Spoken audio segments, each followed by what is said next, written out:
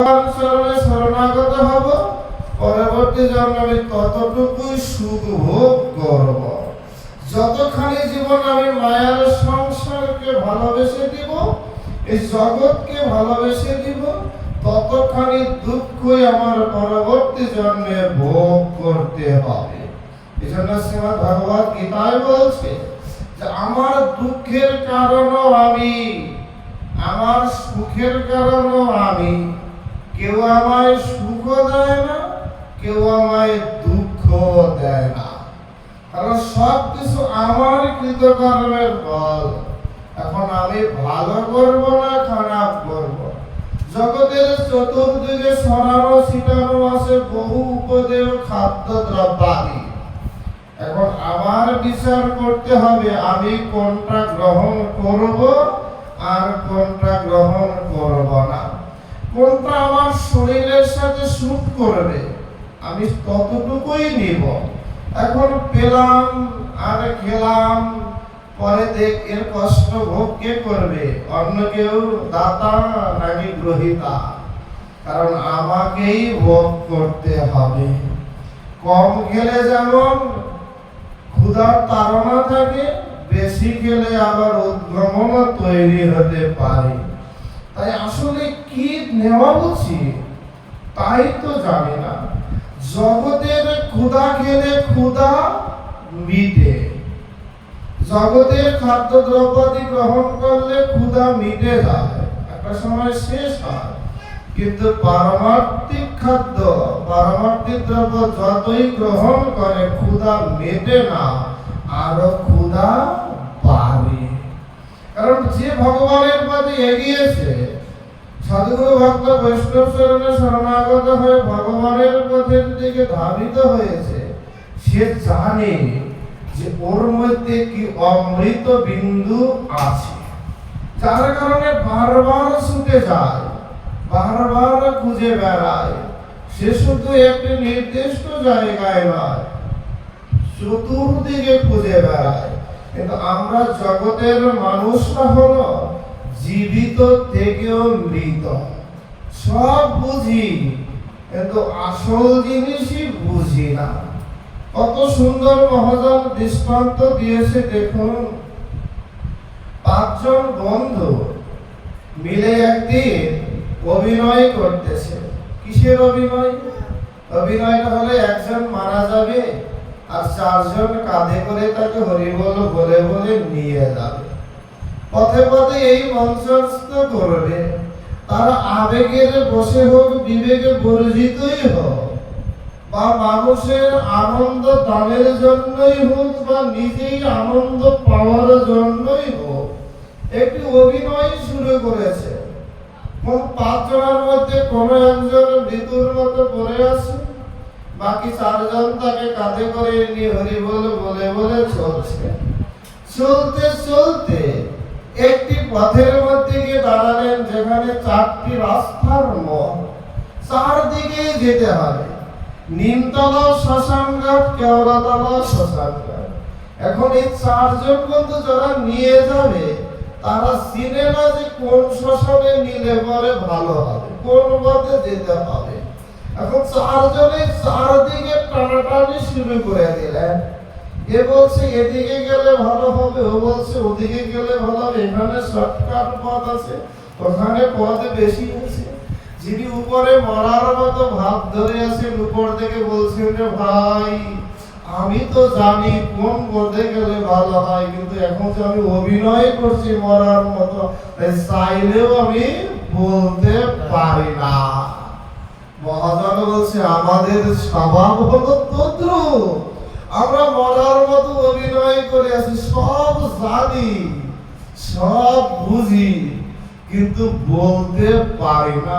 কারণ আমার দেহ কেহ লাজ লজ্জা ঘৃণা ভয় আমাকে এমন করে আঁকড়ে ধরেছে যে এখন ইচ্ছা করলেও আমি বলতে পারি না।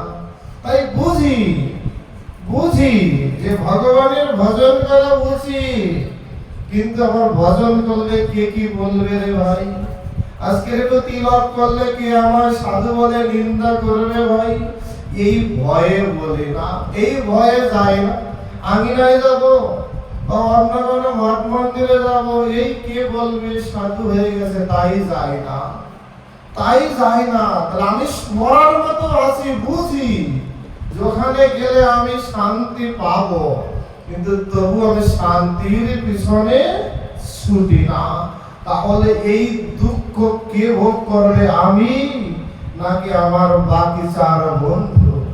কারণ কালের বিবর্তনে এক এক করে সবাই হারিয়ে যাবে, আমাকেও চলে যেতে হবে কালের গর্ভে। একটা সময় অস্তিত্ব শূন্য হবে, ছবির মতো হবে, তাও সবাই ছবি রাখেও না। এটি হলো বাস্তব সত্য, সব বুঝি। এরকম একখানা ছবি হতে বেশি সময় লাগে না, এমন একখানা ছবি হতে বেশি সময় লাগে না। এর বাস্তব দৃষ্টান্ত আপনারা সবাই জানেন। বেশি দূরে যেতে হয় না ধর্ম করতে, বেশি শাস্ত্র পড়া লাগে না ধর্ম করতে, এত বেশি পাঠ কীর্তন দরকার হয় না। দেখবেন কয়েকদিন আগের ঘটনা, সোশ্যাল মিডিয়ার কল্যাণে সবাই জানেন। শ্রীঅঙ্গনের সাধু রুদ্রবন্ধু ব্রহ্মচারী অসুস্থ, একেবারে আইসিইউতে লাইফ সাপোর্টে মরে গেছে, 95% নাই। সেই লোক ফিরে আগে নাই আসছে, প্রভুর সেবায় আছে। আর শ্রীমৎ কল্যাণবন্ধু ব্রহ্মচারীর সাথে ছিলাম আমি। আরতি করলেন, আরতি সব সাজিয়ে দিলাম, গুছিয়ে দিলাম। আরতি করার পরে হুট করে তিনি চলে গেলেন। যে মরা মানুষ জীবিত হয়, আর জীবিত মানুষ হুট করে মরে যায়, তাহলে আমার গ্যারান্টিটা কি আমি যে বাঁচবো? ওই কল্যাণবন্ধু তো ভেবেছিল যে আরতি করছি, ক্ষুধার্ত, আরতির পরে প্রসাদ পাবো, বিশ্রাম করবো, ভেবেছিল না। প্রসাদ পাওয়ার সময়টাও তাকে দেয়নি। আর তিনি জানেই না যে তিনি বলছে রুদ্রবন্ধু আমি আইসিইউতে নিও না, ওখান থেকে কেউ ফিরে আসে না। আর তিনি এখন আঙিনায় হাঁটেন, চলেন, খান, দান, ঘুমান। কল্পনা আমার বাইরে। আমরা যা ভাবি তা আসলে হয় না, ভগবান যা ভাবে তাই আমাদের জীবনে ঘটে। আমরা ভগবানের উপরে কোনো কিছু নিয়ন্ত্রণ করতে পারি না, কিন্তু ভগবান নিয়ন্ত্রণ করতে পারে। তবুও শাস্ত্রই শুধু বলেনি, ভগবান স্বয়ং বলছে আমি ভক্তাধীন, ভক্ত আমায় যেমন করে নাচায় আমি তেমন করে নাচি। খাওয়াইলে খাই, না খাইলে খাওয়াইলে উপবাসী যাই। যাকে ধরা যায় না, যাকে কল্পনা করা যায় না, যিনি নিত্য শাশ্বত অব্যয় সনাতন পুরুষ, সেই ভগবান করুণা করে আসেন, এসে আমাদেরকে বলেন, আমাদের পূর্ব স্মৃতিকে, আমাদের ভুলে যাওয়া স্মৃতিকে আবার রিকভারি করে আমাদের সামনে তুলে দেন, যে তুমি ভুলে যেও না, তুমি নিত্য কৃষ্ণ দাস। যেটি আমরা ভুলে যাই, আমরা ভগবানের কথা ভুলে গিয়ে আমরা মায়ার দাসত্ব করা শুরু করি। এই ভগবান পাওয়া অনেক কঠিন নয়। ভগবান আমাদের আশেপাশেই আছে, ভগবান আমাদের আশেপাশেই আছে, শুধু আমরা হৃদয় করে অনুভব করতে পারি না। এই ভগবানকে পাওয়ার সহজ সুন্দর উপায় কি? উপায় হলো ভজন করা। কারণ ভজন করলেই পাওয়া যায়। কিভাবে ভজন করলে পাওয়া যায় বলছে, এজন্য কত সুন্দর করে আচার্যবর্গ বলছে যে তুমি অন্তত 1 ঘন্টা ভগবানের ধ্যান করো। তুমি যদি নাও পারো, অন্তত 10টা মিনিট ভগবানের জন্য সময় দাও। ভগবান অনন্তকাল তোমায় সময় দিবে। দুর্ভাগ্য আমাদের ঠাকুরের কাছে গিয়ে 10 মিনিট সময় পায় না। আমরা শ্রীঅঙ্গনে যাই ঘুরতে, পার্কের মতো, এখানে বসি, ওখানে বসি, বাদাম খাই, ছবি তুলি, চলে যাচ্ছি। কিন্তু প্রভুর মন্দিরের সামনে বসে যে কীর্তন হচ্ছে শোনার সময় পাই না। ওখানে গেলে ততস্থ, ছুটি, চঞ্চল হয়ে উঠি। কিন্তু অন্য জায়গায় ঘাসে বসলে বা সিঁড়িতে বসলে আমাদের চঞ্চলতা কাজ করে না। কিন্তু দুঃখে বলে বলি ভগবান তুমি ছাড়া আমার আর কেউ নাই। এজন্য আমি বিভিন্ন সময় পাঠ কীর্তনে বলি হিন্দুর ভগবান খুব ভালো, কিছু বলে না। যদি হিন্দুর ভগবান কিছু বলতো তাহলে আমরা ঘর থেকেই বেরোইতে পারতাম না। যে বিপদের দিনে আমার কথা মনে পড়ে, সুখের দিনে কেন মনে পড়ে না? ভালোটা খাওয়ার সময় কেন মনে পড়ে না? শুধু ভালোটা পড়ার সময় কেন মনে পড়ে না? শুধু কষ্ট পেলেই, দুঃখ পেলেই আমার কথা মনে পড়ে। ভগবান এজন্য বিপদের বন্ধু, বিপদ ভঞ্জনকারী। এজন্য দেখবেন ভক্ত ভগবানের কাছে সুখ চায় না। আমরা অভক্ত, সাধন ভজনে, তাই ভগবানের কাছে চাই সুখ দাও, আনন্দ দাও, প্রেম দাও, চাই না? আমার বেদি থেকে মুক্তি দাও, বলি না? আর ভক্ত বলে আমায় বেশি বেশি দুঃখ কষ্ট দাও। কারণ কি? সুখের মধ্যে তোমার কথা মনে পড়ে না, দুঃখ আসলেই তোমার সঙ্গ ছাড়াও হই না। আর তখন তুমি ছাড়া আর বান্ধব থাকে না। এত যাদের জন্য যা কিছু করি, ছেলে মেয়ে, সংসারের লাথি না খেলে আমাদের ভজন হয় না। সংসারের লাথি খাওয়ার দরকার আছে। কারণ সংসার যখন আমার ছেলে মেয়ে জিজ্ঞেস করে কষ্ট কি, তখন মনে হয় হ্যাঁ ভগবান এত কিছু করলাম, তাও বলে কষ্ট। তখন মনে হয় ভজন কি। এজন্য দেখবেন মহাভারতের কত সুন্দর শিক্ষা বলছে। পৃথিবীতে সবচেয়ে অবাক করা বিষয় কি? ধর্মরাজ যুধিষ্ঠির প্রশ্নের উত্তরে বলছে সবচেয়ে অবাক করা জিনিস হলো আমার পাশে কেউ মরে যাচ্ছে, তাকে আগুনে আহুতি দেওয়া হচ্ছে, তবু আমি জীবিত আছি আর আমি জীবিত থাকবো, এই কল্পনা করাটাই অবাক করা বস্তু। যে আমি আগামীকালকের স্বপ্ন দেখি, ওদিকে আমার গ্যারান্টি নাই, সেটাই আমি কল্পনায়ও আনি না। তাই বলছে যত দ্রুত আমাদের মধ্যে মৃত্যু ভয় কাজ করবে, মৃত্যুকে ভালোবাসতে শিখব, মৃত্যুকে সাদরে গ্রহণ করতে শিখব, ততক্ষণে আমাদের ভগবান কৃপা করবেন। আমরা যদি মৃত্যুকে শুধু ভয় করে দূরে সরে যাই, তাহলে ভগবান কৃপা করতে পারে না। কারণ এটি তো শাশ্বত সত্য, গ্রহণ করতেই হবে। ভগবান মৃত্যুর বাইরে নয়। ভগবান শ্রী রামচন্দ্র মৃত্যু হয়েছে না, কৃষ্ণচন্দ্র গৌরসুন্দর মৃত্যু হয়েছে না, আমাকেও মরতে হবে। যত দ্রুত তাকে গ্রহণ করা যায়, তার জন্য যত অপেক্ষা করা যায়, মৃত্যুকে যত সাদরে গ্রহণ করা যায়, তত দ্রুত আমার জীবনে ভজন আসবে। কারণ হাইরে বিভীষিকাময় মৃত্যু।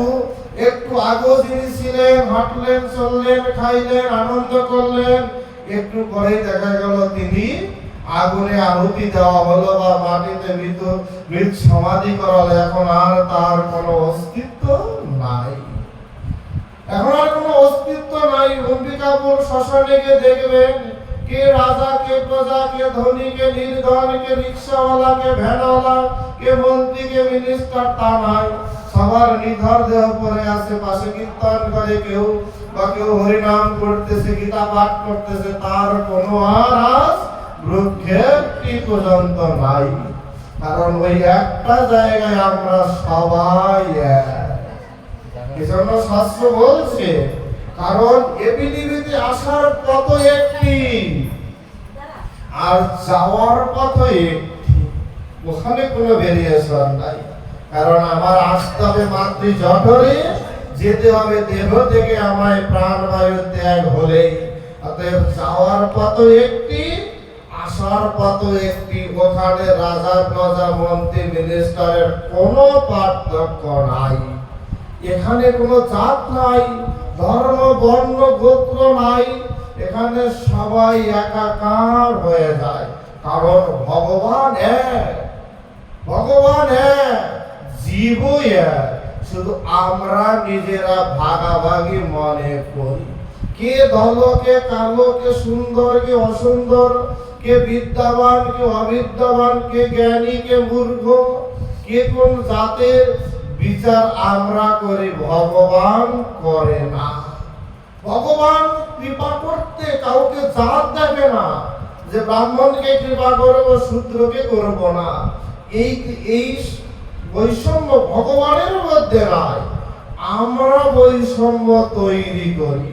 কে আমিষ বুঝি, কে নিরামিষ বুঝি, কে কালী পূজা করে, কে দুর্গা পূজা করে, কে বিষ্ণু পূজা করে, এই ভেদ আমরা করি, ভগবান করে না।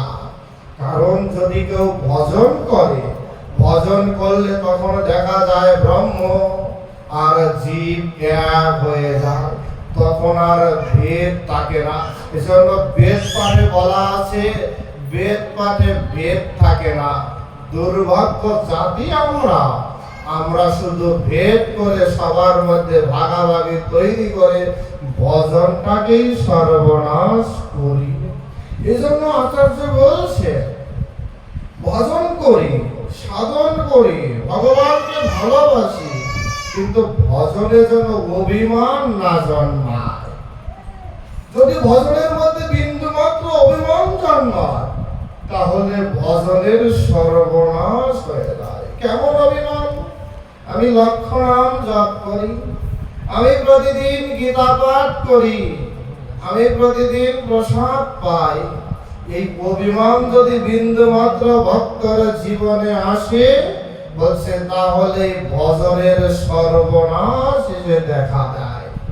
এজন্য ভগবানকে পাওয়া, ভজন করা সহজ সুন্দর উপায় হলো, বলছে পাঁচটা নিকে ধরতে পারলেই ভজন হয়, বেশি কিছু না।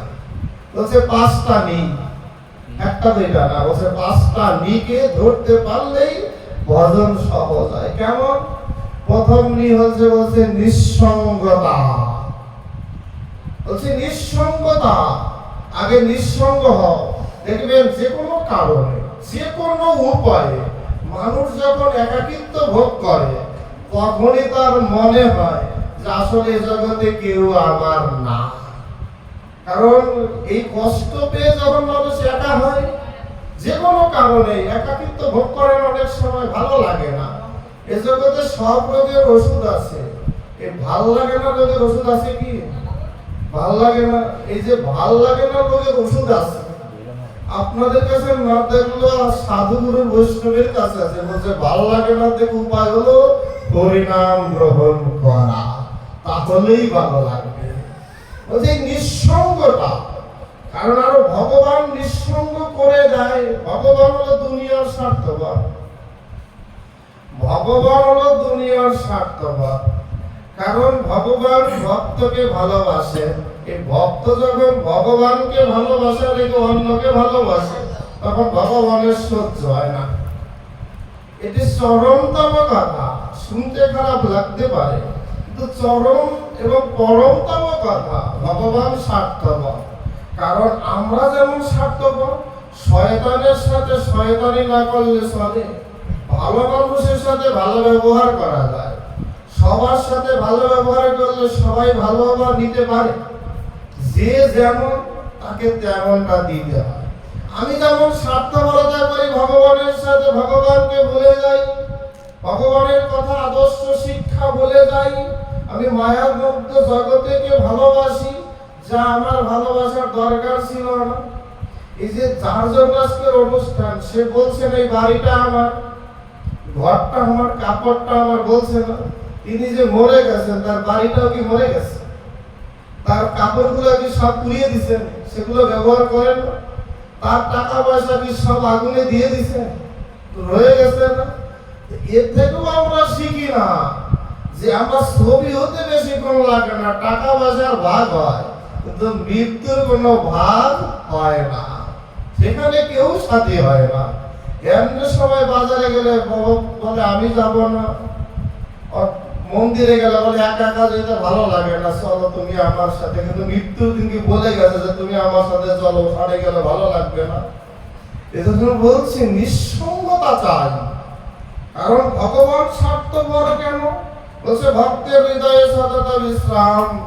ভগবান দেখেন যে ভক্ত তাকে ভালোবাসে, কত সুন্দর দৃষ্টান্ত নিঃসঙ্গতার প্রসঙ্গে।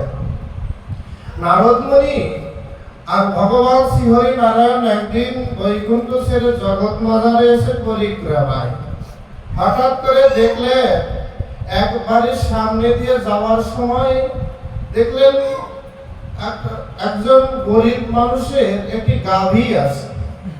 গাভীটা দ্বারা তারা লালন পালন করে, দুগ্ধ দহন করে, দধি দুগ্ধ নলিছানা মাখন তৈরি করে, বাজারে বিক্রি করে, তাই দিয়ে তার সংসার চলে। ভগবান বিষ্ণু নারায়ণ দূর থেকে বলছে ওর গাভীটা মরে যাবে। নারদ মুনি অবাক হয়ে গেলেন, এটা কেন বললেন? কিছুটি বললেন না। কিছু দূর এগিয়ে দেখলেন একটা বাড়িতে খুব সুন্দর সুরম্য একটি বাড়ি। ভগবান দূর থেকে আশীর্বাদ ওর আরো একটা বাড়ি হোক। নারদ মুনি এবারে রেগে গেলেন, বলছে ভগবান এ কেমন তোমার বিচার? যার আছে তাকে তুমি দিলে, আর যার নাই তারটা কেড়ে নিলে। বলছে নারদ বুঝবে না, আরো পরে বুঝবে, আরো চলো না। কিছু দূর এগিয়ে গেলেন, দেখলেন ভগবান একটি বাড়ির সামনে দিয়ে যাওয়ার সময় দেখলেন একজনে ওয়াল গাঁথতেছে, মাটির ওয়াল।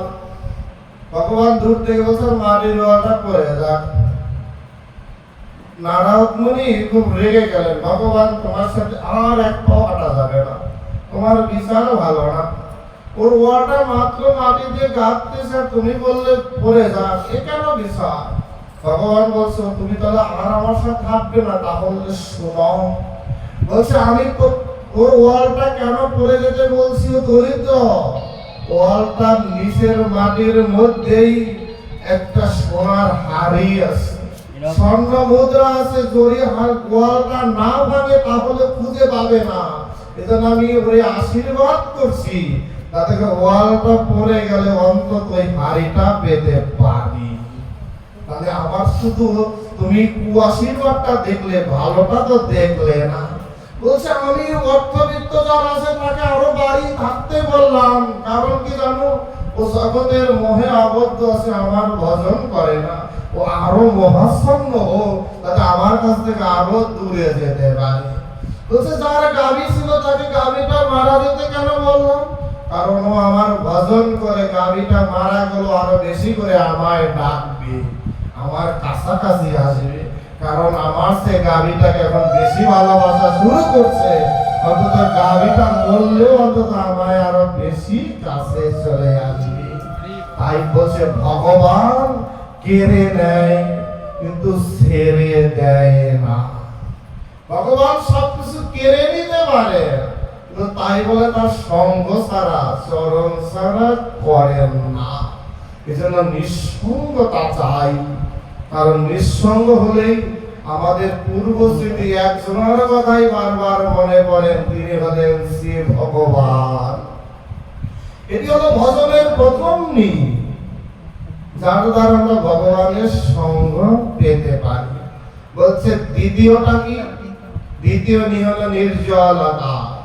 নির্জনতা, যেখানে বলছে ভজন হলো তিনটি জায়গায় হয়, মনে, বনে আর মনে।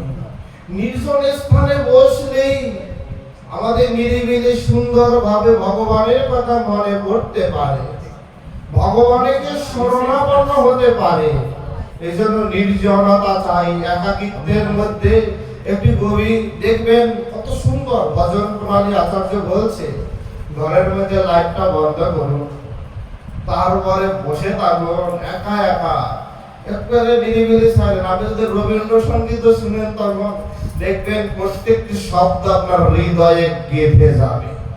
আপনি যদি অন্ধকার ঘরের মধ্যে হরিনাম ছেড়ে বসে থাকেন মোবাইলে, দেখবেন হরিনামের দ্বারা আপনার চোখে বস্তু আপনি আপনি চলে আসবে, যা লাইটের আলোতে আসবে না। এজন্য বলছে ভজনের দ্বিতীয় ধাপ হলো নির্জনতা, যেখানে ভগবানকে ভজনের আকৃষ্টতা তৈরি হতে পারে। বলছে 3 নম্বর নীতি, বলছে নিরুক্ত বেগ। এই জগতের প্রতি একটা আসক্তি থেকে সবকিছুকে দূরে থাকা। যে আজকে ভালো না খেলেই বাকি, প্রতিদিনই তো খাই, আজকে একদিন না খেলেই বাকি, কি বলতে পারি না? প্রতিদিনই তো আমিষ খাই, একদিন নিরামিষ খেলেই বাকি।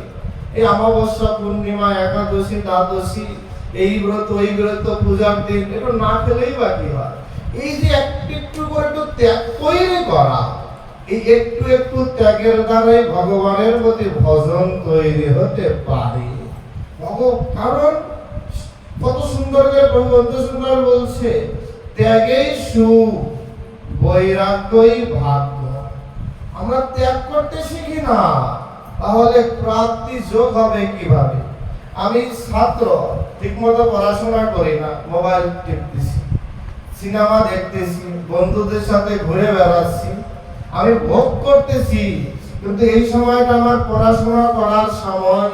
এই যে একটু স্যাক্রিফাইস যদি করতাম, তাহলে আমি ভালো রেজাল্ট করার আশাও করতে পারতাম। এজন্য বলছে নিরুক্ত বেগ থাকা চাই। 3 নাম্বার নি। চতুর্থ নি কি বলছে? থাকতে হবে নিরভিমান। অভিমান করা যাবে না। অভিমান মানে এক প্রকারের অহংকার করা। আমি ভজন করি, আমার দ্বারা সেবা হচ্ছে, আমি কীর্তন করতে পারি, আমি জপ ধ্যান করি, এই ভাব নিয়ে আসা যাবে না। এই এখানে অভিমান থাকতে হবে। কারণ আমি ভজন করার কতটুকু যোগ্য। দেখবেন ব্রজগোপীগণ গোবিন্দকে বলছে, গোবিন্দ রে, দুটি আঁখি কেন দিলে, মানে দুটি চোখ কেন দিলে? কারণ দুটি চোখে তোমার রূপ শুধু আস্বাদন করে মন ভরে না। চোখ দুটো দিলে মানলাম, তাতে পলক দিলে কেন? কারণ চোখের তো একটু পরপর পলক করে, ওই যতটুকু পলক করে ততটুকু তোমার রূপ শুধু আস্বাদন থেকে দূরে যায়। দিলে দুটি চোখ, তাতে আবার পলক দিলে, তাহলে তোমার থেকে কত দূরে আমায় রাখবে। যদি দিতেই চাও, তাহলে কুটি চক্ষু কেন দাও না, যাতে কুটি চক্ষু দ্বারা আমি তোমায় দর্শন করতে পারি। তাহলে কুটি কান কেন দিলে না, কুটি কানে আমি তোমার কথা শুনতে পারি। যদি দিতেই চাও, কুটি মুখ কেন দাও না, কুটি মুখে তোমার নাম করতে পারি। দুর্ভাগ্য, আমরা চাই না, এমন চাওয়া চাই না। আমরা শুধু আমার জন্য চাই, আমার দৈহিক তৃপ্তির জন্য চাই, কিন্তু পারমার্থিক তৃপ্তির জন্য, অনাবিল আনন্দের জন্য কিছুটি চাই না।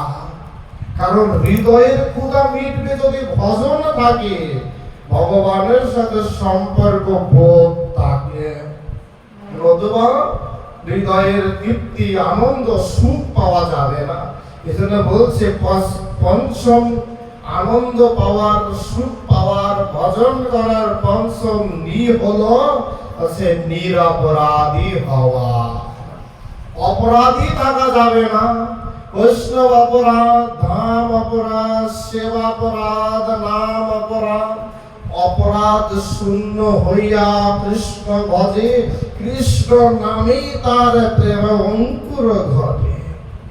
যদি অপরাধ শূন্য হয়ে ভজন করে, তবেই কৃষ্ণ নামেই প্রেমাশ্রু বিসর্জিত হয়। এত কৃষ্ণ নাম করি, তবু কৃষ্ণ নামে অশ্রু আসে না কেন? বলছে অপরাধ আশ্রয়ে প্রচুর। কৃষ্ণ নামে অপরাধ। দেখবেন বর্তমান সময়ে কৃষ্ণ নাম হচ্ছে বিভিন্ন সিনেমার গানের সুরে অপরাধ ভরা। কৃষ্ণ নাম হচ্ছে, তার মধ্যে কিনা কেউ গীতা দিতে ঢুকে গেল, কেউ কেনা কোলাকুলি করা শুরু করে দিল, অপরাধে অপরাধে পরিপূর্ণ হয়ে যায়। শুদ্ধ সাত্বিকতার সহিত নাম করে না, নাম করা হয় না। মন প্রাণ উজাড় করে কীর্তন করতে পারি না, চাই না, পড়া লাগে তাই করি, ঠেকার কাজ সারি। এই জন্য বলছে অপরাধ শূন্য হইতে হইবে। বৈষ্ণব অপরাধ শূন্য হতে হবে। আমরা দূর থেকে অনেক সময় সাধুদের নিন্দা করি, কাছে তো করি, দূরেও করি, ঘরে বসেও দেখবেন সমালোচনা করি না? এতে বৈষ্ণব অপরাধ হয়। বলছি বৈষ্ণব চরণে যদি হয় ক্ষুদ্র অপরাধ, শত সহস্র জন্মের ভজনেও পড়ে যায় বাদ। আমরা বৈষ্ণবের স্মরণে কত শত অপরাধ করি, এই পাঠক ভালো, ওই পাঠক খারাপ, এই কীর্তনিয়া ভালো, ওই কীর্তনিয়া খারাপ, কত নিন্দা করি। আমি নিজে তো কিছু করি না, কিন্তু অন্যের সমালোচনা ভালো করে করতে পারি। এই জন্য বলছি, আমার মধ্যে প্রেমাঙ্কুর অর্জিত হয় না, প্রেমাস্ত্র বিসর্জিত হয় না, আমার মধ্যে ভগবত ভক্তি ভাব জাগ্রত হয় না, কারণ অপরাধ আছে। আমি প্রসাদ পাচ্ছি, ভগবানের নিবেদিত প্রসাদ পাচ্ছি, আর মনে মনে চিন্তা করছি আজকে ডালটা ভালো ফুটে নাই, আঙিনায় গেলাম, প্রসাদ পাইলাম, আগের আঙিনার প্রসাদের স্বাদ আর এখন আর নাই। আসলে আগের মানুষটা যে আমি নাই সেটি স্মরণ করি না। আগের মতো কি আমি নিরপরাধী মানুষ আছি কিনা, আগের মতো, আগের যেমন আমার মনের মধ্যে উদারতা ছিল, ভালোবাসা ছিল, আনন্দ ছিল, এখন কি আমার মনে সেই আনন্দ আছে কিনা। এই জন্যই দৃষ্টান্ত দিয়েছেন, কত সুন্দর করে দেখবেন ভগবত কিশোর গোস্বামীজি বলছে, আমি ভগবানের কাছে যাই, তবে আমি ভজন করি, তাহলে ভগবান দর্শন হয় না কেন? ভগবান দর্শন হয় না কেন? বলছে আমার তো হয়, তোমার হয় না কেন? বলছে হবে কিভাবে, তুমি তো আসলে তাকে মনটা ভালো করে দাও না, মনটা দিলে না দেখবে, তুমি কিছু দিলে না আর তুমি সব পেয়ে গেলে, তা কি হবে? বলছে আমি তো দেখি, তুমি কেন দেখো না? কারণ আমি মনটা দেই, তুমি দাও না। কারণ আমরা ভগবানকে দর্শন করে দেখবেন, কোনোদিন ভগবান হাসে, কোনোদিন কাঁদে, কোনোদিন মুখ গম্ভীর হয়ে বসে থাকে। কারণ কি, আমার মনটা যেমন, আমার ভগবানও আমি দেখিও তেমন।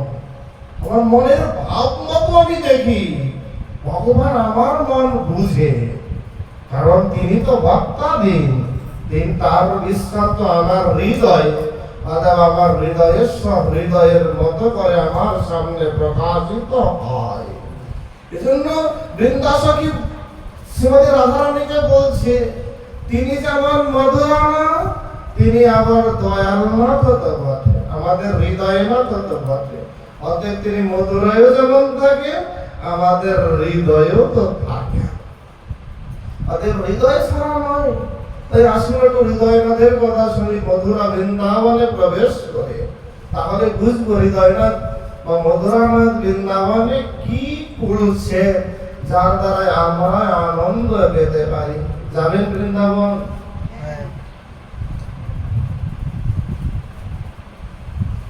মধুময় সে বৃন্দাবন,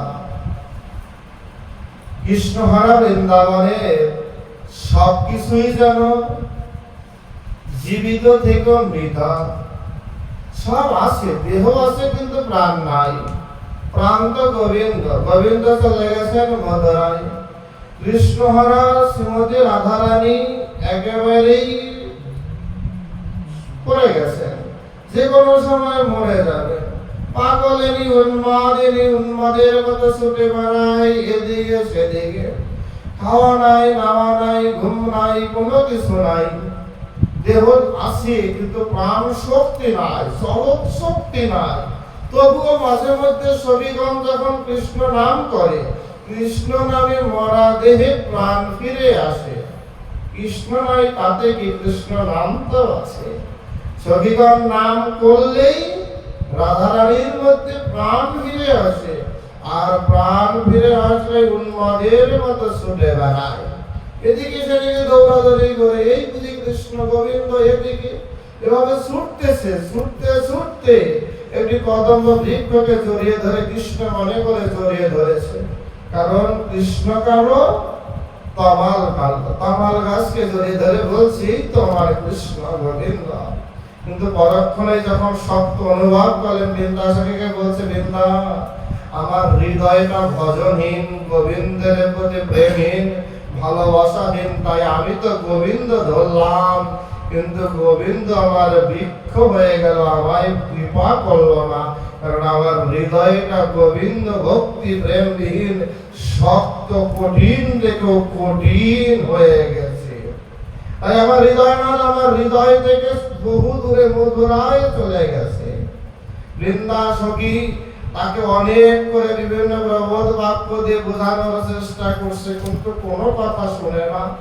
শেষে বলছে, বৃন্দাসকে বলছে, তাহলে তুমি বুঝি গোবিন্দ ছাড়া মরে যাবে? বলছে হ্যাঁ। বলছে সখী, আমার একটি অনুরোধ আছে।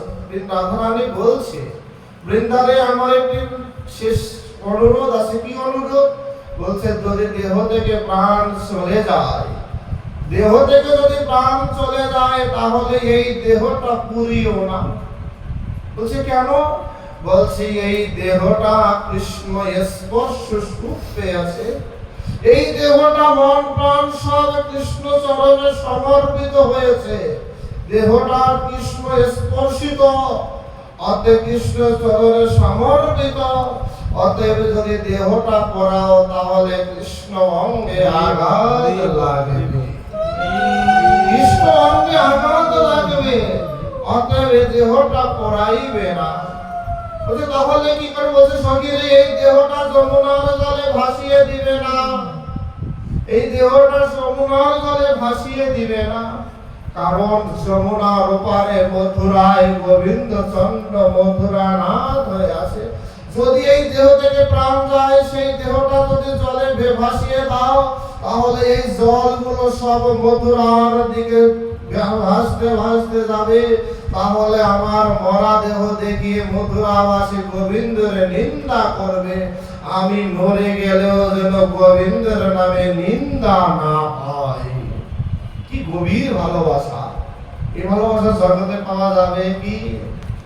আমি মরে গেলেও যেন গোবিন্দের নিন্দা না হয়, এজন্য জলে ভাসিও না। বলছে গো সখী রে, এই দেহটার থেকে প্রাণ চলে গেলে দেহটা কি করবে জানো? বলছে মাটিতে পুঁতে রাখবে না, মৃত সমাধি দেবে না। বলছে শুধু কি করবি? এই তমালের ডালে ঝুলিয়ে রাখবে, এই তমাল গাছে ঝুলিয়ে রাখবে। ঝুলিয়ে রেখে যদি কোনোদিন গোবিন্দ আসে, তাহলে দেখবে গোবিন্দ যে গোবিন্দকে ভালোবেসে তার রাধা রানীর কি আছে করুণ দশা। কারণ তমালকে কৃষ্ণ মনে করে, তমালের ডালে কৃষ্ণ বিরোহিনী শ্রীমতী রাধা রানীর মৃতদেহটা ঝুলে আছে। বলছে বৃন্দাসখী, আমার যদি দেহ থেকে প্রাণ যায়, তাহলে শ্যাম কুণ্ডের মাটি এনে আমার সারা অঙ্গে কৃষ্ণ কৃষ্ণ নাম লিখে দিবে। অন্তত আমার দেহটার মধ্যে কৃষ্ণ নাম তো সাথে থাকবে। বৃন্দাসখী এমন কথা শুনে খুব দুঃখ প্রকাশ করে বৃন্দাসখী বলছে, রাধে, তোমার কথা আর সহ্য করা যায় না, আমি এখনই মথুরায় যাব। মথুরায় গিয়ে মথুরানাথ গোবিন্দকে বেঁধে ধরে নিয়ে আসবো, বেঁধে নিয়ে আসবো। শ্রীমতী রাধারানী বলছে, বৃন্দারে, অবাস্তব কথা কেন বলো? তাকে কি বেঁধে আনা যায়?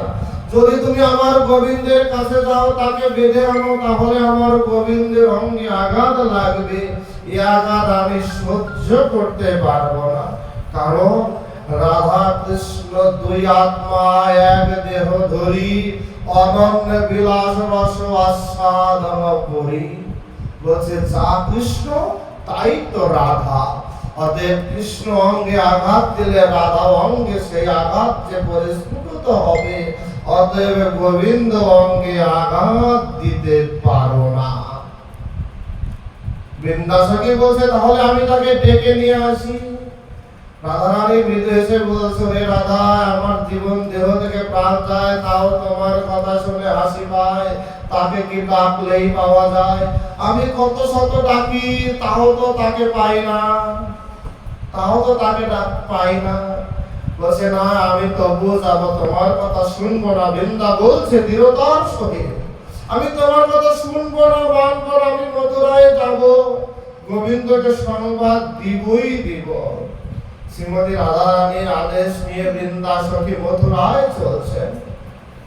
যমুনা পার হয়ে মথুরায় গেলেন।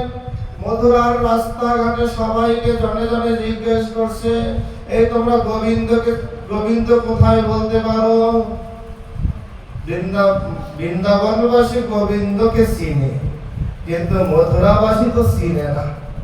কারণ এই কৃষ্ণ নামটা মথুরায় দেওয়া, বৃন্দাবনে না। বৃন্দাবনে ভগবানকে ডাকে কি বলে? গোবিন্দ বলে, কানাই বলে, গোপাল বলে, কৃষ্ণ বলে না। কারণ কৃষ্ণ নামে ঐশ্বর্য আছে, মাধুর্য নাই। বৃন্দাবন মাধুর্য ধাম, বৃন্দাবন মাধুর্য ধাম, তাই গোপাল, কানাই, গোবিন্দ নামে মাধুর্য প্রেম আছে, কিন্তু কৃষ্ণ নামে মাধুর্য প্রেম। তাই বলছে তুমি কাকে চাও ভালো করে বলো, কাকে খুঁজো? বৃন্দাসকে বুঝতে পেরে বলছো তোমাদের কৃষ্ণ কোথায়, কাকে চাই? মধুরাবাসী বলছে আমাদের রাজার প্রতি একটু সম্মানও নাই, তুমি নাম ধরে এভাবে ডাকতেছো, তোমার ভয় টয় নাই। বৃন্দাসকে দেখলেন ভাব ভালো না, এদের সাথে বেশি কথা বললে কিনা মারামারি লেগে যেতে পারে, তাই তাড়াতাড়ি করে ওখান থেকে প্রস্থান করলেন। প্রস্থান করে বেশি দূর গেলেন না, কিছু দূর গিয়ে দেখলেন কয়েকজন লোক গভীরভাবে ধ্যানে মগ্ন। গিয়ে জিজ্ঞেস করে তোমরা কি কৃষ্ণ কোথায় জানো, তোমরা কি করো? বলছে আমরা ধ্যান। বলছে কিসের ধ্যান করো? বলছে কৃষ্ণকে পাওয়া। বৃন্দাসকে ভাবলেন হায় রে, কৃষ্ণকে পাওয়ার জন্য এরা আবার ধ্যান করে, আর আমরা বৃন্দাবনে থাকতে ধ্যান তো দূরের কথা, উল্টা কৃষ্ণ এসে আমাদের ধ্যান করত। আর মথুরা এসে দেখি কৃষ্ণকে পাওয়ার জন্য ধ্যান করে, এরা তো এমনি নিজেরাই পায় না, পাওয়ার জন্য ধ্যান করতেছে, আমারই আর কি সংবাদ দিবে, অতএব এখানে বেশিক্ষণ থাকার কোনো দরকার নাই। তিনি চললেন, চলতে চলতে মথুরার দ্বারে গিয়ে দাঁড়ালেন। মথুরার দ্বারের দ্বারীকে বলছে ভাই তাড়াতাড়ি দ্বার বলো, আমি কৃষ্ণর সাথে দেখা করব। দ্বারী বলছে তোমার সাহস তো কম নয়, তুমি আমাদের মহারাজের নাম ধরে ডাকতেছো, আর তুমি কে? আগে থেকে যোগাযোগ করা ছিল কিনা, বলা ছিল কিনা, তুমি আসলেই তার সাথে দেখা করাবে? বলছে গিয়ে বলো বৃন্দাবন থেকে রাধারানীর দাসী এসেছে, রাধা কিঙ্করী এসেছে। দেখবেন বিলাপ কুসুমাঞ্জলিতে কত সুন্দর করে রঘুনাথ দাস গোস্বামী বলছে অনন্ত বিশ্ব ব্রহ্মাণ্ড যার দাস তিনি হলেন শ্রী রাধা মাধব, আর রাধা মাধব যাদের দাস তিনি হলেন রাধা কিঙ্করী। মানে ব্রজের সখীগণেরও দাস হলেন রাধা মাধব, রাধারানী তো দূরে থাক, সখীদেরও দাস। এর সুন্দর দৃষ্টান্ত আছে, আমরা প্রসঙ্গে না যাই। বলছে গোবিন্দ চন্দ্র দাস হয় শুধু সখীগণে, কারণ সখীগণের কৃপাবিন্ন রাধারানীর সাথে তার মিলন হয় না, এজন্য বলছে রাধা কিঙ্করীর দাস। কি করছে? বলছে গিয়ে শুধু বলো যে রাধা কিঙ্করী এসেছে। তুমি বলছে কোনোভাবেই যাওয়া সম্ভব না। এভাবে দাঁড়িয়ে সাথে বৃন্দাসখীর অনেক তর্ক বিতর্ক চলছে। বৃন্দাসখী উপায় না পেয়ে কি করছে? চুপ করে বসে আছে। এদিকে তো সেই দিনই সকালবেলা পায়চারি করতেছিলেন বাগানের মধ্যে কৃষ্ণচন্দ্র, আর ভাবতেছিলেন হায় হায় আমি কোথায় এসে বললাম, বৃন্দাবনে এত মাধুর্য ছিল না, এত ঐশ্বর্য ছিল না, তবু প্রেম ছিল। আর এখানে সব চারিদিকে ইট পাথরের দেয়াল আছে, কিন্তু প্রেম নাই। মা যশোদার হাতের লাড্ডুর মধ্যে যে প্রেম আনন্দ আছে, এখানে সর্বশুষ্য পেয়ের মধ্যে তা নাই। আমি আবার বৃন্দাবনে যাব। এই ভাবতে না ভাবতে হঠাৎ করে বৃন্দাসখী উপায় না পেয়ে তিনি ওই দ্বারে বসে চিৎকার করে জয় রাধে শ্রী রাধে। কারণ যখন সমস্ত মন্ত্র তন্ত্র সাধন ভজন জপ ধ্যান শেষ হয়, তখন একটাই মন্ত্র জীবন দিতে পারে, সেটি হলো শ্রীমতী রাধা রানীর নাম। বলছে অনন্ত নাম যেখানে শেষ হয়ে যায়, জপ ধ্যান সেবা নিষ্ঠা পূজা মন্ত্র পাঠ জাপ যজ্ঞ সব বন্ধ হয়ে যায়, সেখানে একটা নামই পারে শুধু ভগবানকে গোলক থেকে গোলকে টেনে আনতে, সেটি হলো নাম শ্রীমতী রাধা রানীর নাম। কি করছে? শ্রীমতী রাধা রানীর জয়ধ্বনি শুনেই গোবিন্দচন্দ্র দৌড়ে আসলেন দ্বারে। ভগবানের কাছে যাওয়া লাগেনি, ভগবান রাধা নাম শুনে ভক্তের কাছে এসে বলছে তুমি কে? তুমি এই নাম কেন করছো? বলছে, ও এতক্ষণ ধরে তোমায় ডাকলাম, তোমার কথা ভাবলাম, তুমি আসলে না, এবার রাধারানীর কথা শুনে আসলে। শুনো হে গোবিন্দ, তুমি চার নাম শুনে পাগলিনী হয়ে ছুটে এসেছো, ঘরের ভিতর থেকে বাইরে এসেছো, সেই রাধারানী তোমার বিরহে বিরহিনী পাগল প্রায়, যে কোনো সময় তার দেহ থেকে প্রাণ চলে যেতে পারে। গোবিন্দ চলো, তুমি বৃন্দাবনে ফিরে যাবে। তুমি বলে এসেছিলে কাল যাবে, আর ফিরে যাওনি। তুমি জানো না গোবিন্দ, তোমার বিরহে বৃন্দাবনে কি ঘটছে?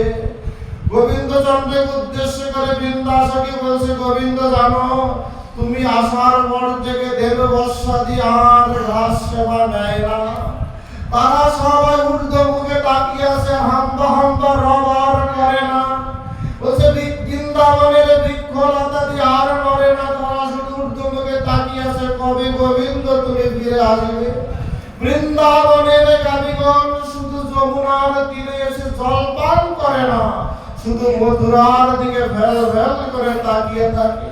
বলছে যমুনার জল আর উছলি হয় না, যমুনার জল শান্ত হয়েছে। বলছে ব্রজবাসীগণ আর আনন্দ করে না, তারা আজ দেহ আছে, প্রাণ নাই, না খেয়ে না করে।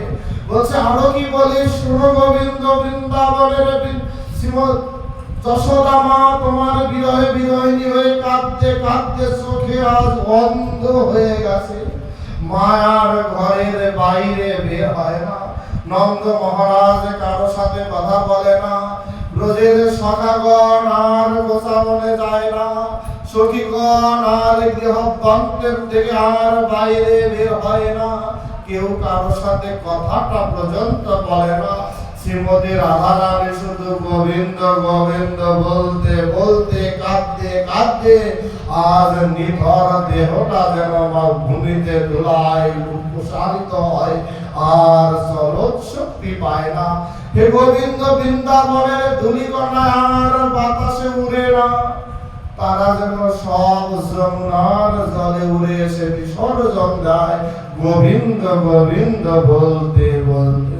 হে গোবিন্দ, তুমি ফিরে চলো, তুমি ছাড়া আর এই বৃন্দাবন ব্রজবাসী, ব্রজের পাখিকুল, পশুকুল, জীবকুল, বৃক্ষলতাদি কাউকে আর জীবিত রাখা যাবে না। গোবিন্দকে বারবার বলছে রাধারানী তোমার বিরহে বিরহিত। গোবিন্দ বলছে রাধা কে? বৃন্দাসকে বলছে, ও তুমি রাধাকেও চিনো না, নাকি নাচেনার মতো ভাব ধরেছ? গোবিন্দ বলছে রাধা কে, তার কাছে কেনই বা যেতে হবে, আমি তো চিনি না। গোবিন্দ বৃন্দাসকে বলছে, তুমি চিনো না? বলছে তুমি কেন এসেছো খুলে বলো। বৃন্দাসক উপায়ন্তর না পেয়ে বলছে, তুমি আর তোমার কাছে আর কি বলবো, শোনো, আমার মনে একটা পাখি হারিয়েছে, পাখি খুঁজতে এসেছি। বৃন্দাসখী বলছে পাখি হারিয়েছে, পাখি খুঁজতে এসেছি। গোবিন্দচন্দ্র বলছে, তুমি কেমন পাখি হারিয়েছে, কি নাম তার, কেমন বর্ণনা দাও, আমি খুঁজে দেই, আমি রাধা। বৃন্দাসখী বলছে, আমার পাখিটির নাম কি জানো? আমার পাখিটির নাম শ্যামসুখ পাখি। বৃন্দাবন চন্দ্র গোবিন্দ বলছে, এমন নামে তো কত শত পাখি আছে, আরো বর্ণনা দাও। বৃন্দাসখী বলছে, আরো বর্ণনা দিব। আমার পাখিটি, শ্যামসুখ পাখিটি, সে হলো বাম দিকে হেলে থাকে, তার দুটি ডানা, তবু বাম ডানাটা হেলে থাকে, তার মাথায় একটি ঝুঁটি আছে। কৃষ্ণচন্দ্র বলছে, ঝুঁটিওয়ালা পাখি তো কতই আছে, তোমার পাখিটির ঝুঁটিটি কেমন? বলছে, শতকোটি সহস্র কোটি ঝুঁটিওয়ালা পাখির মধ্যেও আমার পাখিটি ভিন্ন আছে, কারণ আমার পাখির ঝুঁটির মধ্যে রাধা নাম লেখা আছে। বলছে রাধা নাম লেখা আছে? বলছে এমন তো লেখা অনেক পাখি থাকতে পারে। বলছে না, যে রাধা নাম দর্শনেই মনে প্রাণে আনন্দ জাগে, স্মরণেই চিত্ত উৎফলতা তৈরি হয়, মন প্রাণ আত্মসমর্পণের স্পৃহা জন্মায়, সেই রাধা নাম লেখাটাই আমার শ্যামসুখ পাখি। মধুরানাথ কৃষ্ণ ভগবান বলছে তাহলে আমি পাখি খুঁজে দেই। বৃন্দাসখী বলছে না না, তুমি খুঁজতে পারবে না, তোমার সাধ্য নাই, খুঁজে দাও। বলছে কেন, আমি রাজা। বলছে না, এই মথুরায় ন্যায় বিচার সম্ভব নয়। বলছে কেন, আমি ন্যায়ের অধিপতি। বলছে না, বলছে যে দেশে বিনা বেগে বজ্রপাত হয়, ব্যাঙের কারণে ব্যাঙ বৃষ্টিপাত জামচা করে, বলছে সে দেশে বিচার হতে পারে না। এই কথার মানে কি? বলছে বিনা বেগে বজ্রপাত, ওই যে বৃন্দাবনের মথুরার পথে মথুরাবাসীর কাছে কৃষ্ণের কথা বলার পর অবাক হয়ে গেছে, এটা আবার কি, গোবিন্দের কথা নামই শোনে নাই, শুনছে কি? বলছে বিনা বেগে বজ্রপাত, বলছে ব্যাঙ জামচা করে বৃষ্টি। বলছে দেখো ধ্যানীরা ভগবানকে প্রিয়, তাকে পাওয়ার জন্য আবার ধ্যান করে, ব্যাঙের চাওয়ার মতো হয়। বলছে এ দেশে ন্যায় বিচার হতে পারে না। কৃষ্ণচন্দ্র অবাক হয়ে বলছে তুমি, তোমার দ্বারা আমার শ্যামসুখ পাখি পাওয়া সম্ভব নয়। বলছে তাহলে আমি ফিরে যাই। বলছে যাওয়ার আগে অন্তত একটা বার তোমায় পরিক্রমা করে রাধা নাম বলে যাই।